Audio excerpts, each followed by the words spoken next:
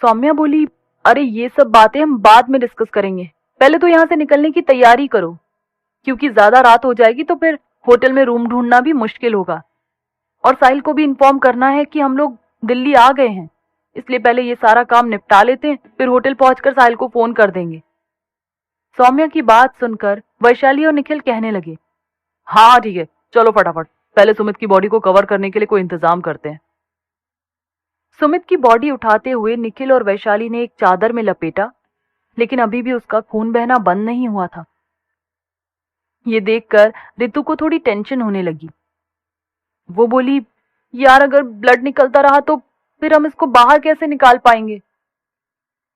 निखिल कुछ सोचते हुए बोला, रुको मैं कुछ देखता हूं। कहकर निखिल अंदर गया और कुछ दवाइयों को मिक्स करके इंजेक्शन में भरकर ले आया।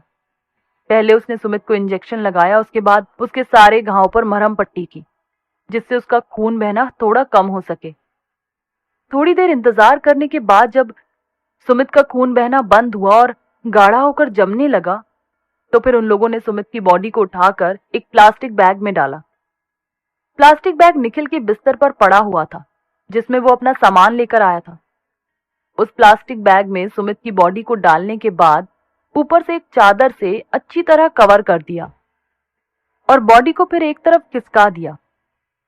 फिर कमरा पहले की तरह व्यवस्थित किया, जैसे कि सुमित के आने से पहले था। किचन में पड़ी चाय साफ की और बर्तन वगैरह सब साफ करके जब बिल्कुल कमरे को ऐसा बना दिया कि कमरे में कोई था ही नहीं, तब फिर एक कैब बुलाने के लिए निखिल ने कॉल किया। लगभग आधा घंटे बाद एक कैब निखिल के फ्लैट के बाहर आ गई। निखिल ने कैब सुबह तक के लिए बुक करवाई थी और डेस्टिनेशन में दिल्ली के बाहर की जगह बता दी थी, जिससे यह भी साबित हो सके कि निखिल दिल्ली के बाहर गया था। निखिल ने वैशाली और सौम्या की हेल्प से सुमित की बॉडी को गाड़ी में रखा और फिर अपने फ्लैट के दरवाजे का लॉक लगा दिया। चारों लोग गाड़ी में आकर बैठ गए। सारी तैयारी में काफी समय निकल चुका था और काफी रात हो चुकी थी। आसपास की सड़कें सुनसान पड़ी थी। निखिल ने पहले सुमित की बॉडी को ठिकाने लगाने का सोचकर गाड़ी दिल्ली के बाहर के रास्ते पर मोड़ दी। एक जगह आउटर पर जाकर एक नाले के पास निखिल ने गाड़ी रोकी और फिर आसपास देखकर ये कंफर्म कर लिया कि उस जगह ना तो कोई कैमरा है और ना ही कोई देखने वाला। तब चारों लोगों ने मिलकर सुमित की बॉडी को बाहर निकाला और नाले में फेंक दिया। फेंकने से पहले सुमित की बॉडी से सारी पट्टियां वगैरह भी निकाल दी, जिससे बॉडी के साथ निखिल से जुड़ा कोई भी सबूत ना पहुंच पाए। प्लास्टिक रैप, चादर और पट्टियां, ये सब निखिल ने वापस अपनी गाड़ी में रख ली। आसपास देखकर ये तसल्ली करने के बाद कि उन लोगों को किसी ने भी नहीं देखा है, वे चारों लोग वहां से निकल लिए। दिल्ली पहुंचकर जिस एरिया में निखिल का फ्लैट था, उसी एरिया में वापस आकर निखिल ने वहीं नजदीक के एक होटल में वैशाली और सौम्या को रूम दिलवाया और फिर निखिल वहां से चला गया। रितु ने जब निखिल को जाते हुए देखा तो उसे बहुत बुरा लग रहा था, क्योंकि इस मुसीबत के समय रितु को सबसे ज्यादा सपोर्ट निखिल ने ही दिया था। वो अब भी निखिल के साथ रहना चाहती थी, लेकिन परिस्थितियां इतनी बुरी हो चुकी थी कि रितु को तो समझ ही नहीं आ रहा था कि किसके साथ रहे और क्या करे। रितु बिना कुछ कहे सौम्या और वैशाली के साथ ही रुक गई। निखिल वहां से चला गया। सौम्या, रितु और वैशाली जब होटल के कमरे में अंदर आ गई तो सौम्या ने अपना मोबाइल निकालकर ऑन किया और साहिल को फोन लगाया। साहिल सो चुका था, लेकिन फिर भी सिर्फ एक रिंग जाने पर ही साहिल ने फोन उठा लिया और चिंता जताते हुए पूछने लगा, कहाँ हो सौम्या? पता है मैंने कितना फोन लगाया आज। पहले घंटी जा रही थी, फिर फोन बंद हो गया। मैं तो कब से परेशान हो रहा था। वैशाली को भी फोन किया, लेकिन उसका मोबाइल भी स्विच ऑफ था और निखिल का मोबाइल अनरीचेबल था। मुझे समझ में नहीं आ रहा था कि कैसे पता करूं तुम्हारे बारे में। तुम्हारे घर पर भी कॉल किया तो भाभी ने बताया कि तुम लोग सुबह ही निकल गई। मुझे लगा कहीं ट्रेन लेट तो नहीं हो गई या कुछ और प्रॉब्लम तो नहीं आ गई। साहिल जल्दी जल्दी सब कहे जा रहा था। सौम्या चुपचाप सुनती रही, फिर बोली, अरे मैं तुम्हें फोन करने वाली थी, लेकिन जब फोन लगाने के लिए मोबाइल देखा तो उसकी बैटरी खत्म हो गई थी।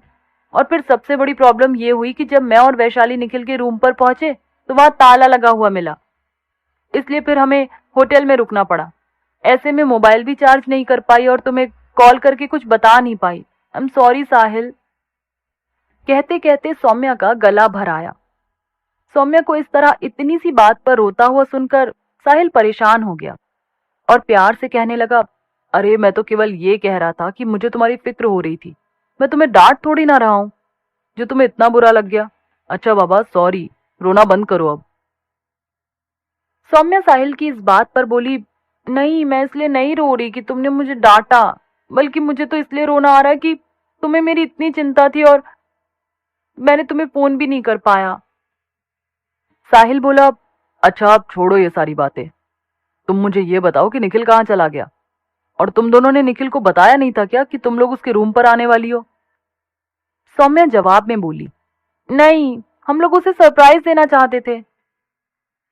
साहिल बोला, तुम दोनों ही अजीब हो यार, अपने शहर से इतनी दूर जा रही हो तो कम से कम ये तो पता कर लेना चाहिए था कि जिस बंदे के पास जाना है वो मिलेगा भी कि नहीं। वैसे ये निखिल है कहाँ? मेरी भी बात नहीं हुई काफी दिनों से। सौम्या को समझ नहीं आया कि वो क्या जवाब दे, इसलिए वो चुप रह गई। तभी वैशाली ने उससे मोबाइल छीन लिया और बोली, हेलो साहिल, मैं वैशाली। अभी अभी मेरी निखिल से बात हुई थी, वो कॉलेज की तरफ से किसी टूर पर गया है। देखो कल या परसों तक वापस आ जाएगा। और गलती मेरी ही थी, मैंने ही सौम्या को कहा था कि अभी किसी को नहीं बताते।